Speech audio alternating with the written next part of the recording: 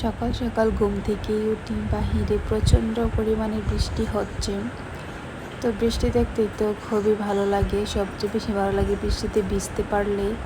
কত দিন যে হয়ে গেল বৃষ্টিতে ভিজি না, সেটা তো আমার মনেই পড়ে না, কিন্তু ইনশাল্লাহ বৃষ্টিতে ভিজবো। হ্যালো এভরিওয়ান, আসসালামু আলাইকুম, সবাই কেমন আছেন? তো বৃষ্টির দিনে কার কী খেতে ইচ্ছে করে জানি না, কিন্তু বৃষ্টি হলে আমাদের ইচ্ছে করে খিচুড়ি রান্না করার জন্য। তো যেই কথা সেই কাজ, চলে আসলাম রান্না করে। ভাবলাম আজকে খিচুড়ি রান্না করব বাদাম দিয়ে। তার জন্য কিন্তু বাদামের খোসাগুলো ছিলে বিচিগুলো বের করে নিলাম। এখন এইগুলোকে ব্লেন্ডারে ব্লেন্ড করে তো চলে আসলাম।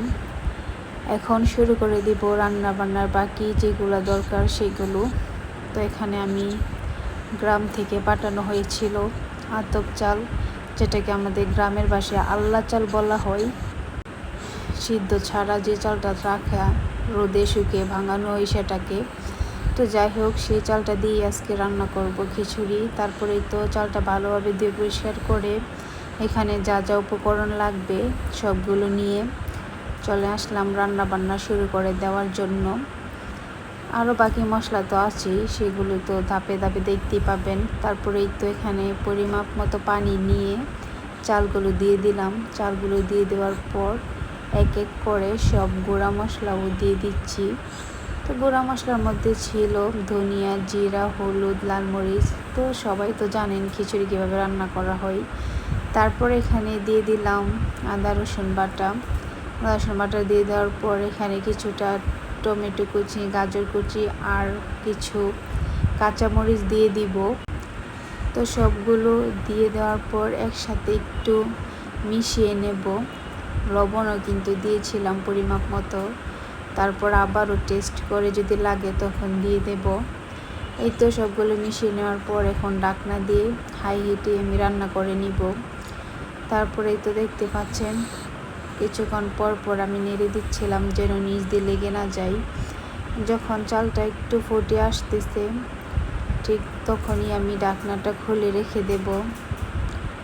রেখে দেওয়ার পর এখানে আমি যে আগে থেকে বাদাম বাটাটা রেখেছিলাম সেটা দিয়ে দিব। দিয়ে দেওয়ার পর এটাকে ভালোভাবে কিছুক্ষণ নেড়ে চেড়ে মিশিয়ে নিতে হবে যেন বাদামের পেস্টটা দলা পেকে না যায়। তো যখন বাদামটা আমি দিয়েছিলাম দেখতে পাচ্ছেন কতটা সুন্দর কালার ছিল এর আগে।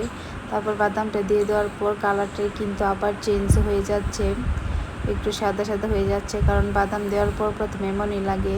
তারপর যখন রান্নাটা শেষ হয়ে যাবে তখন আবারও কালারটা চলে আসবে। আর বাদাম দিয়ে রান্না করলে কিন্তু কোনো ডাল দেওয়ার প্রয়োজন নেই, তাহলে ডাল দিলে কিন্তু বাদামের যে একটা ঘ্রাণ আসে সেটা খিচুড়ির মধ্যে পাওয়া যায় না। তো আমি আজকে কিন্তু ডাল ছাড়াই খিচুড়িটা রান্না করে নিচ্ছিলাম।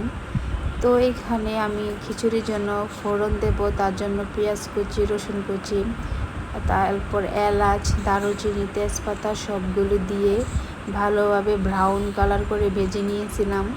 তারপরে তো খিচুড়ির মধ্যে দিয়ে এখন এটাকে ভালোভাবে খিচুড়ির সাথে মিশিয়ে নেব।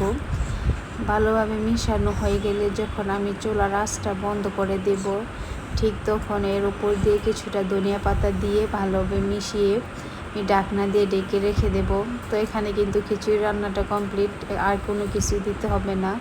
আর বাদাম দিয়ে খিচুড়ি কার কাছে কেমন লাগে সেটা অবশ্যই কমেন্ট করে জানিয়ে যাবেন। আমার কাছে তো খুবই পছন্দের বাদাম দিয়ে খিচুড়ি।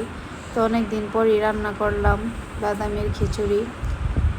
তো যাই হোক, এখন খিচুড়ি তো আর খালি খালি খাওয়া যাবে না, তো খিচুড়ি খাওয়ার জন্য তো কিছু একটা রান্না করতে হবে। তো চলে যাব সেই রান্নাটা করে নেওয়ার জন্য। আর সেটা হচ্ছে গরুর মাংস। গরুর মাংসের রেসিপি আর কতবার দেখাবো, আপনারা তো অসংখ্যবার দেখে নিয়েছেন গরুর মাংস আমি কীভাবে রান্না করি। তার জন্য সেটা আর পুরোপুরি ভিডিও করা হয়নি, একটুখানি ভিডিও করে রেখে দিলাম। এই তো গরুর মাংস রান্নাটা কিন্তু আমার প্রায় শেষ। এখন চুলার আঁচটা বন্ধ করে নিলেই কিন্তু সব কিছু কমপ্লিট। তারপর বলেন আজকে আপনারা কে কী রান্না করেছিলেন বৃষ্টির দিনে? আমার তো এই ছিল গরুর মাংস আর খিচুড়ি। সবাইকে অসংখ্য ধন্যবাদ ব্লগটা দেখার জন্য।